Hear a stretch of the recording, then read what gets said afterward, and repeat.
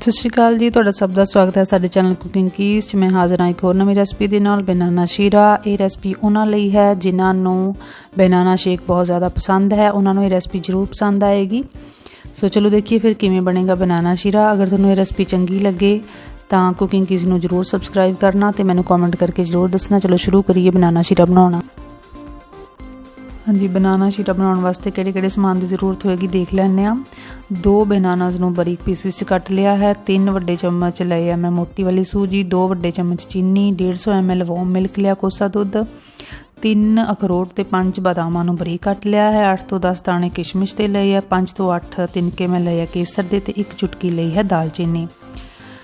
ਸੋ ਇਸ ਸਾਰੇ ਸਮਾਨ ਨੂੰ ਯੂਜ਼ ਕਰਕੇ ਬਣਾਵਾਂਗੇ ਬਨਾਨਾ ਸ਼ੀਰਾ। ਤਾਂ ਚਲੋ ਦੇਖੀਏ, ਸ਼ੁਰੂ ਕਰੀਏ, ਬਣਾਈਏ ਬਨਾਨਾ ਸ਼ੀਰਾ। ਸਭ ਤੋਂ ਪਹਿਲਾਂ ਇੱਕ ਪੈਨ ਨੂੰ ਗਰਮ ਕਰ ਲਿਆ, ਇਹਦੇ ਵਿੱਚ ਐਡ ਕਰ ਰਹੀ ਹਾਂ ਮੈਂ 1 ਚਮਚ ਦੇਸੀ ਘਿਓ ਦਾ।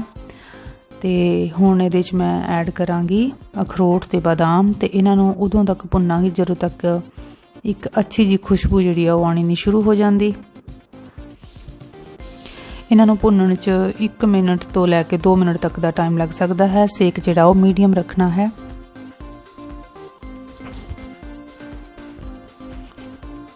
ਜੀ, ਡਰਾਈ ਫਰੂਟਸ ਨੂੰ 1 ਤੋਂ 2 ਮਿੰਟ ਤੱਕ ਭੁੰਨਣ ਤੋਂ ਬਾਅਦ ਮੈਂ ਐਡ ਕਰ ਰਹੀ ਹਾਂ ਕਿਸ਼ਮਿਸ਼, ਤੇ ਕਿਸ਼ਮਿਸ਼ ਨੂੰ ਮੈਂ ਉਦੋਂ ਤੱਕ ਭੁੰਨਣਾ ਹੈ ਜਦੋਂ ਤੱਕ ਇਹ ਫੁੱਲ ਨਹੀਂ ਜਾਂਦੀ। ਕਿਸ਼ਮਿਸ਼ ਬੜੀ ਜਲਦੀ ਫੁੱਲਣਾ ਸ਼ੁਰੂ ਹੋ ਜਾਂਦੀ ਹੈ। ਜਿਵੇਂ ਫੁੱਲਣ ਲੱਗੀ ਉਵੇਂ ਹੀ ਅਸੀਂ ਇਹਨੂੰ ਬਾਹਰ ਕੱਢਣਾ ਹੋਏਗਾ, ਅਦਰਵਾਈਜ਼ ਫਿਰ ਇਹ ਸਖਤ ਹੋ ਜਾਂਦੀ ਹੈ।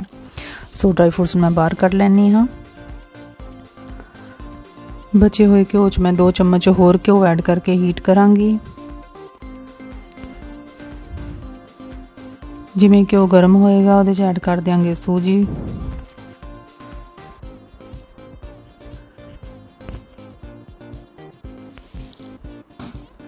ਸੂਜੀ ਐਡ ਕਰਕੇ ਇਸ ਨੂੰ ਸਟਿਰ ਕਰਦੇ ਹੋਏ ਉਦੋਂ ਤੱਕ ਪਕਾਉਣਾ ਹੈ ਜਦੋਂ ਤੱਕ ਇਹ ਹਲਕੇ ਬਰਾਊਨ ਕਲਰ ਦੀ ਨਹੀਂ ਹੋ ਜਾਂਦੀ ਤੇ ਇੱਕ ਅੱਛੀ ਖੁਸ਼ਬੂ ਆਉਣੀ ਸ਼ੁਰੂ ਨਹੀਂ ਹੋ ਜਾਂਦੀ।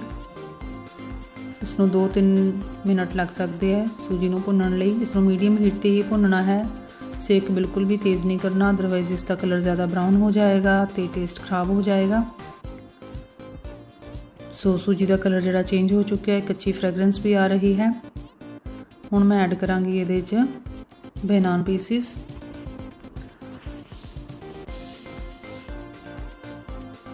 ਬਨਾਨਾ ਪੀਸਿਸ ਐਡ ਕਰਕੇ ਮਿਕਸ ਕਰਦੇ ਹੋਏ ਤੇ ਬਨਾਨਾ ਪੀਸਿਸ ਨੂੰ ਕ੍ਰਸ਼ ਕਰਦੇ ਹੋਏ ਪਕਾਵਾਂਗੇ ਤਾਂ ਕਿ ਜੋ ਬਨਾਨਾ ਹੈ ਉਹ ਚੰਗੀ ਤਰ੍ਹਾਂ ਸੂਜੀ ਦੇ ਨਾਲ ਮਿਕਸ ਹੋ ਜੇ। ਜਿਵੇਂ ਬਨਾਨਾ ਹੀਟ ਅਪ ਹੁੰਦਾ ਜਾਂਦਾ ਉਵੇਂ ਨਰਮ ਪੈਂਦਾ ਜਾਂਦਾ ਤੇ ਸੂਜੀ ਦੇ ਨਾਲ ਚੰਗੀ ਤਰ੍ਹਾਂ ਮਿਕਸ ਹੋਣਾ ਸ਼ੁਰੂ ਹੋ ਜਾਂਦਾ ਹੈ। ਸੋ ਇਸ ਮਿਕਸਚਰ ਨੂੰ ਉਦੋਂ ਤੱਕ ਸਟਿਰ ਕਰਦੇ ਹੋਏ ਪਕਾਉਣਾ ਹੈ ਜਦੋਂ ਤੱਕ ਇਹ ਇਕੱਠਾ ਹੋ ਕੇ ਪੈਨ ਦੇ ਜਿਹੜੇ ਤਲੇ ਨੂੰ ਉਹ ਛੱਡਣ ਨਹੀਂ ਲੱਗ ਜਾਂਦਾ।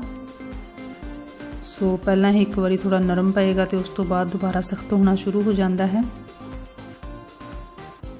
ਸੋ ਮੈਂ ਇਸ ਨੂੰ ਕ੍ਰਸ਼ ਕਰਦੇ ਹੋਏ ਪਕਾ ਰਹੀ ਹਾਂ।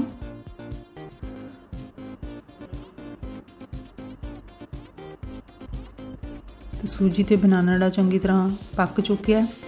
ਹੁਣ ਮੈਂ ਐਡ ਕਰਾਂਗੀ ਬਾਕੀ ਦੇ ਇੰਗਰੀਡੀਐਂਟਸ। ਸਭ ਤੋਂ ਪਹਿਲਾਂ ਐਡ ਕਰ ਦਿਆਂਗੀ ਮੈਂ ਚੀਨੀ ਤੋਂ ਬਾਅਦ ਐਡ ਕਰਾਂਗੀ ਦੁੱਧ ਐਡ ਕਰਕੇ ਜਿਹੜੀ ਚੀਨੀ ਹੈ ਉਹ ਡਿਜ਼ੋਲਵ ਹੋ ਜਾਂਦੀ ਹੈ ਤੇ ਸੂਜੀ ਜਿਹੜੀ ਉਹ ਫੁੱਲ ਜਾਂਦੀ ਹੈ ਤੇ ਚੰਗੀ ਤਰ੍ਹਾਂ ਪੱਕ ਜਾਂਦੀ ਹੈ। ਸੋ ਐਡ ਕਰ ਦਿੰਦੀ ਹਾਂ ਦੁੱਧ।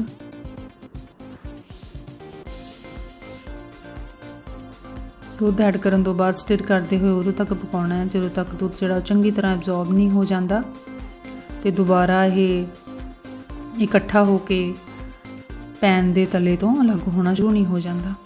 ਉਦੋਂ ਤੱਕ ਇਸ ਨੂੰ ਪਕਾਵਾਂਗੇ। ਇਸ ਨੂੰ ਪਕਾਉਣ 'ਚ ਲੱਗਣਗੇ 3 ਤੋਂ 4 ਮਿੰਟ ਲੱਗ ਸਕਦੇ ਆ। ਸੋ ਮੀਡੀਅਮ ਹੀਟ 'ਤੇ ਇਸ ਨੂੰ ਪਕਾਉਂਦੇ ਰਵਾਂਗੇ ਉਦੋਂ ਤੱਕ ਜਦੋਂ ਤੱਕ ਪੈਨ ਦਾ ਤਲਾ ਜਿਹੜਾ ਹੈ ਉਹ ਦਿਸਣ ਨਹੀਂ ਲੱਗ ਜਾਂਦਾ।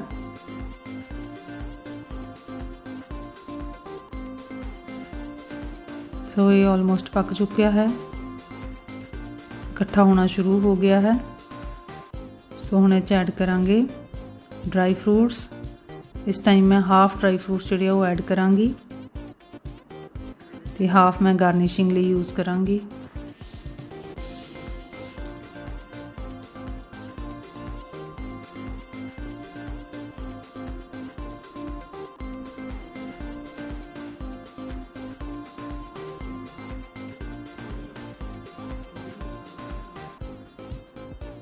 ਸੋ ਬਨਾਨਾ Shira is ready for serving.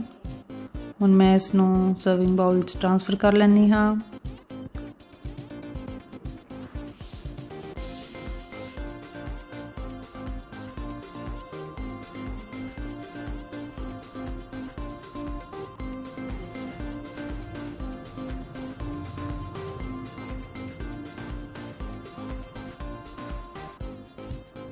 इसनूं garnish करांगी बाकी बचे हुए ड्राई फ्रूट्स के नाल ते नाल ही स्प्रिंकल कर देंगी ये ते मैं केसर ते दालचीनी का पाउडर।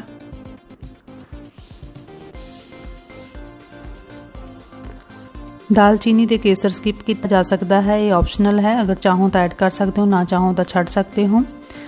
तो ये बनाना शीरा रेसिपी तुहानूं किवें लगी है मैनूं जरूर दसना, चंगी लगे तां भी, ना चंगी लगे तां भी। तो कुकिंग किस नूं जरूर सबसक्राइब करना ते बैल आइकन भी जरूर प्रेस कर देना। वीडियो देखने लिए तुहाडा बहुत बहुत धन्नवाद।